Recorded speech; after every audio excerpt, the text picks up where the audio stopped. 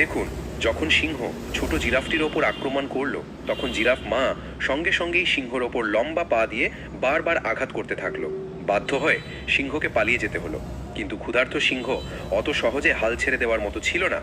ওদিকে জিরাফ মাও বিপদের আঁচ পেয়ে গেছে, তাই সে তার বাচ্চাটাকে পাশে থাকা খাদের ভেতর ফেলে দিল এবং নিজের সামনে দাঁড়িয়ে সিংহদের মনোযোগ সরানোর চেষ্টা করতে লাগলো। মায়ের পরিকল্পনা সফল হলো, সে সিংহকে অন্যদিকে নিয়ে যেতে পারলো। কিন্তু জিরাফ মা জানতো না আরেকটি সিংহ সেই খাদের কাছে পৌঁছে গেছে যেখানে তার বাচ্চাটি লুকানো ছিল। সেই সিংহ বাচ্চাটিকে ধরে ফেললো আর আক্রমণ করতে সেই ছোট জিরাফ মাটিতে লুটিয়ে পড়লো। সিংহ তাকে মুখে চেপে টেনে নিয়ে যাচ্ছিল যাতে কোনো নিরাপদ জায়গায় নিয়ে খেতে পারে। হঠাৎ তখনই তার জিরাফ মা খিরে এলো এবং তার সাহস দেখে সিংহটা ভয় পেয়ে পালিয়ে গেল। কিন্তু সব থেকে অবাক করা মুহূর্ত হইল তখন, যখন সবাই ভেবেছিল ছোট জিরাফটি মারা গেছে। সে ধীরে ধীরে উঠে দাঁড়ালো। সে খুব ভীতু ছিল এবং তার মাকে এদিক ওদিক খুঁজতে লাগলো। শেষমেশ সে ক্লান্ত হয় পাশের নদীতে